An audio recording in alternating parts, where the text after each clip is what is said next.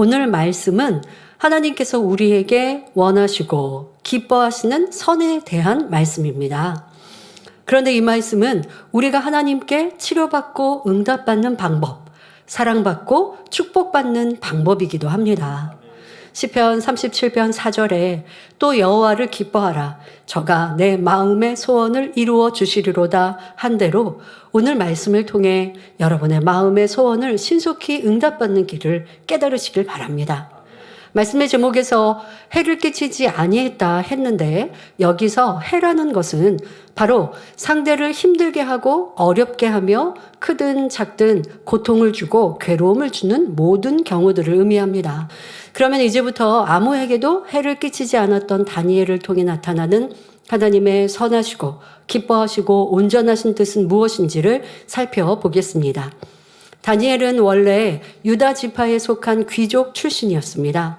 그런데 남왕국 유다가 하나님께 범죄함으로 주전 605년 바벨론 왕 느부갓네살의 제1차 침입을 받을 때 다니엘은 젊은 나이로 바벨론의 포로로 잡혀갔습니다. 이는 바벨론 왕이 포로로 잡아온 이스라엘의 왕족과 귀족 중에 흠없고 아름다우며 모든 재주를 통달하며 학문에 익숙한 소년들을 데려다가 3년 동안 갈대아 학문을 가르치고 왕의 진미를 먹으며 자라게 하기 위해서였죠. 자, 그런데 문제는 왕의 진미에 하나님의 금하신 것이 있었으므로 이러한 것을 먹게 되면 스스로를 더럽혀 하나님께 죄를 범하는 것이 된다는 점이었습니다. 이때 다니엘은 뜻을 정하여 왕의 진미와 그 마시는 포도주로 자기를 더럽히지 않기 위하여 열흘 동안 채식과 물만 먹게 해줄 것을 환관장에게 제안합니다. 상식적으로 생각하면 이러한 제안은 있을 수도 없고 받아들여질 수도 없는 상황이죠. 어찌하든지 믿음을 굳게 지키려는 다니엘의 선한 중심을 하나님께서 보시고 환관장의 마음을 주관하십니다. 그러니 환관장은 다니엘의 요청대로 10일 동안 왕의 진미와 포도주를 제하고 채식을 먹게 해주었지요. 자, 그런데 다니엘의 요청한 대로 10일 동안 그렇게 시험적으로 한 결과 다니엘과 세 친구의 얼굴이 왕의 진미를 먹는 모든 소년보다 더 나아 보였습니다. 이로 인해 결국 다니엘은 왕의 진미와 포도주를 먹지 않게 되었지요. 이렇게 다니엘은 자기의 안위와 편리, 현재의 어려운 상황에 안주하거나 타협하지 않고 오직 하나님을 의뢰하여 그 율법대로 행하였습니다. 다니엘서 1장 17절에 보니 하나님이 이 네 소년에게, 다니엘과 세 친구이죠, 네 소년에게 지식을 얻게 하시며 모든 학문과 재주에 명철하게 하신 외에 다니엘은 또 모든 이상과 몽조를 깨달아 알더라 했습니다. 느부갓네살 왕은 다니엘의 지혜와 총명이 온 나라 박수와 술객보다 10배나 나았다라고 인정하죠. 그러니 다니엘은 느부갓네살 왕의 신임을 받아 바벨론의 모든 도를 다스리는 총리의 자리에 올랐으며 바벨론 모든 박사의 어른이 되었던 것입니다. 느부갓네살 왕에 이어 벨사살 왕에게도 인정을 받아 바벨론의 세 번째 높은 지배자가 되었고, 벨사살 왕이 죽은 후에는 다리오 왕에게까지 총애를 받았습니다. 다리오 왕은 다니엘의 마음이 민첩하고 다른 이들보다 뛰어남을 인정하여 그 모든 총리들과 방백들 위에 수석 총리로 세워 전국을 다스리게 하고자 합니다. 그런데 왕의 최고의 사랑과 신임을 이들과 방백들이 이에 대하여 시기하여 다니엘을 고소하기 위해 힘쓰고 있습니다. 다니엘서 6장 4절에 이에 총리들과 방백들이 국사에 대하여 다니엘을 고소할 틈을 얻고자 하였으나 능히 아무 허물을 얻지 못하였으니 이는 그가 충성되어 아무 그릇함도 없고 아무 허물도 없음이었더라 기록되어 있습니다. 이에 다니엘을 시기한 나라의 모든 총리와 수령과 방백과 모사와 관원들은 왕을 위하는 척하며 계략을 꾸밉니다. 왕에게 한 율법을 세우며 왕의 위엄을 세우는 한 가지 금령을 정하실 것을 요구하지요. 그것은 누구든지 30일 동안에 왕 외에 어느 신에게나 사람에게 무엇을 구하면 사자굴에 던져 넣기로 하는 금령이었습니다. 다니엘이 하루에 3차례씩 예루살렘을 향한 창문을 열고 기도하는 것을 알고 있었기에 이것을 통하여 고소할 틈을 만들고자 했던 것입니다. 총리들과 방백들의 제안을 들은 왕은 마음이 흡족하여 조서에 어인을 찍고 금령을 반포하였습니다. 그러나 다니엘은 어인이 찍힌 것을 알고도 자기 집에 돌아가서는 전에 행하던 대로 하루에 3차례씩 무릎을 꿇고 기도하며 하나님께 감사하는 것입니다. 드디어 다니엘을 시기한 무리들이 하나님 앞에 기도하고 간구하는 다니엘에게서 고소할 틈을 발견하고 왕에게 고했습니다. 그때서야 깜짝 놀란 다리오 왕은 금령을 제정한 것이 왕 자기를 위한 것이 아니라 다니엘을 죽이기 위한 모략임을 깨닫게 됩니다. 그러나 이미 어인을 찍은 금령이 반포되었으니 왕으로서도 번복할 수 없는 급박한 상황이 되고 말았지요. 그러니까 왕이 다시 물리치고 근심을 하기 시작합니다. 다니엘을 구원하고자 하는 마음으로 힘을 다합니다. 하지만 계략을 꾸민 무리들이 물러가지 않죠. 다시 왕에게 나와 법대로 행할 것을 재촉하므로 다니엘을 사자굴에 넣을 수밖에 없는 지경에 이르렀습니다. 그러자 왕으로서도 구해줄 수 없는 상황을 안타까워하는 다리오 왕은 다니엘에게 너의 항상 섬기는 내 하나님이 너를 구원하시리라 하며 다니엘의 구원을 소망하는 말을 전합니다. 자, 여기까지가 오늘 본문 말씀의 배경입니다. 그러면 이제 다니엘은 억울한 죽음을 앞두고 과연 어떻게 행했겠습니까?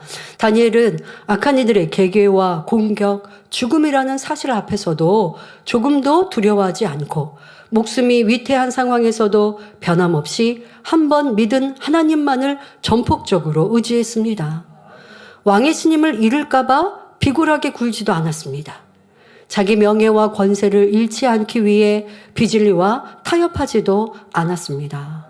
지금 이 자리에서 생명을 잃으며 명예와 권세를 잃고 망한다 해도 하나님을 향한 절개를 굳게 지켰던 것입니다. 오히려 죽음 앞에서도 초연하게 정도를 갈 뿐이었지요. 이 얼마나 담대한 모습입니까? 또한 나라와 왕을 위해 그토록 좋은 일을 하고도 억울하게 죽임을 당할 수밖에 없는 상황에 직면했지만 다니엘은 왕에 대해 조금도 서운해하지 않았습니다. 자기를 모함한 무리들을 향해서도 욕하거나 원망하지 않았습니다.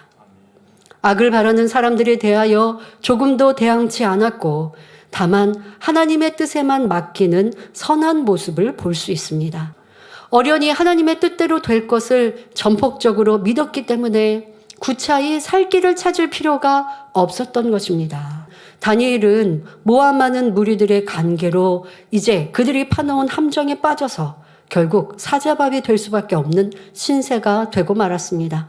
이 일로 인해 다니엘을 총애하던 왕은 다니엘을 사자굴에 넣은 후 밤이 맞도록 금식하며 춤과 노래, 기악을 그치고 잠도 자지 못한 채 다니엘을 생각하며 안타까워했습니다.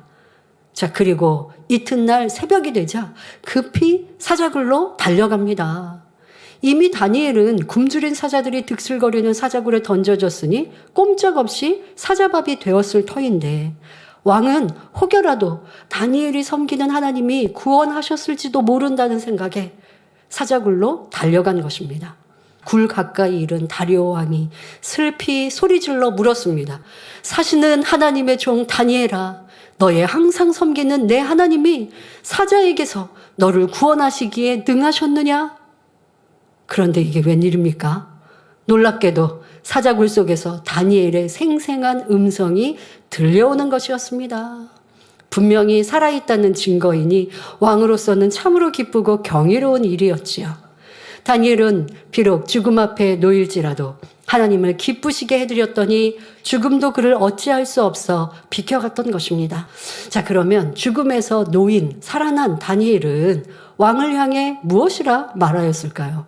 왕이시여, 나는 왕의 앞에 아무 해를 끼친 적이 없거늘 왕께서는 어찌하여 간신들의 말에 귀를 기울여 총애하는 신하 저를 이렇게 죽음으로 내몰 수 있으십니까? 이는 나의 무죄함이 명백한 것을 이제야 아시겠나이까? 이렇게 고백할 수도 있지 않겠습니까? 그런데 다니엘은 그렇지 않았습니다. 만약 이런 비슷한 고백이 나왔다면 설령 다니엘이 고백한 대로 왕의 앞에 아무 해를 끼친 적이 없고 나라를 위해 지대한 공을 세운 일이 사실이라 해도 왕의 총애를 받을 만한 그릇이 못 되지요. 지금 예를 들어본 고백은 자신의 무죄를 주장하는 말이니 어떻게 보면 굉장히 떳떳한 고백처럼 들릴 수도 있습니다. 그러나 여러분들이 진리를 잘 아시기 때문에 이 말 속에 상당한 가시가 숨겨져 있다는 사실을 발견할 수 있을 것입니다. 죽음 앞에서도 두려움을 견뎌내고 건진받아 왕을 대면했으니 위로받기에 마땅한 입장임을 고려한다면 이렇게 고백하는 것은 당연한 일이라 생각할 수도 있겠지요. 하지만 마음에 악이 없는 사람은 죽음 앞에 놓이거나 사망의 음침한 골짜기로 다닐지라도 없는 악이 나올 리는 전혀 없다는 사실입니다. 예를 들어 마음이 선한 사람은 설령 자기 윗사람의 실수로 자기가 커다란 해를 당할 뻔했다가 구사일생으로 살아났다 해도 대놓고 윗사람을 민망케 하는 말은 결코 내지 않습니다. 오히려 윗사람의 입장에서 그럴 수밖에 없었음을 대신 표현하거나 화제를 다른 방향으로 돌려서 윗사람이 조금도 민망치 않게 해드리려 하지요. 그런데 이때 아랫사람이 자기의 무죄함을 강하게 어필함으로 상대적으로 윗사람의 실수를 드러내는 것은 사실 매우 악한 마음이지요. 나의 잘못 없음을 주장하다가 은근히 상대의 잘못을 드러내거나 내가 잘한 것을 말하다가 상대의 잘못한 것을 들추거나 민망하게 하는 경우도 있습니다. 그런데 이는 그 마음에 배려하고 섬기는 마음이 없기 때문에 상대가 민망히 여길 것을 생각하지도 못하는 것입니다. 바로 선이 없는 것이죠. 더더욱 다니엘은 단순한 윗사람도 아니고 한 나라의 왕에 대한 일입니다. 이때 자기의 공력과 충성됨을 강조하여 은근히 왕의 잘못을 드러낸다면 더욱 악한 일이 되죠. 게다가 다리오 왕은 결코 마음이 악한 왕이 아니었습니다. 비록 이방인의 왕이었지만 포로라 할지라도 인재를 등용하는 데 차별을 두지 않은 것을 볼 때 그만큼 그릇이 크고 선한 사람임을 알 수 있습니다. 다니엘은 그 마음에 조금의 서운함도 어떤 악도 없기에 이런 왕의 형편도 이해하며 왕을 조금도 민망하게 하지 않는 선의 고백을 합니다. 이 시간은 다니엘을 통해 하나님께서 원하시는 선이 어떠한지 말씀드렸습니다. 다니엘은 어떤 어려움과 불이익의 상황에서도 현실이나 사람에 타협하지 않고 오직 하나님의 뜻대로 행하였습니다. 그러다 죽음의 자리에 이르렀다 해도 하나님에 대한 사랑과 신뢰가 변함없었으며 문제를 해결하기 위해 인간적인 방법이나 지혜를 동원하지도 않고 모든 것을 하나님께 맡기며 선만 쫓았습니다. 자기를 모함한 무리들을 욕하거나 원망하지도 그들의 악행을 들추려 하지도 않았습니다. 악을 바라는 사람들에 대하여 조금도 대항치 않았지요. 성도님들의 모습은 어떠하셨나요?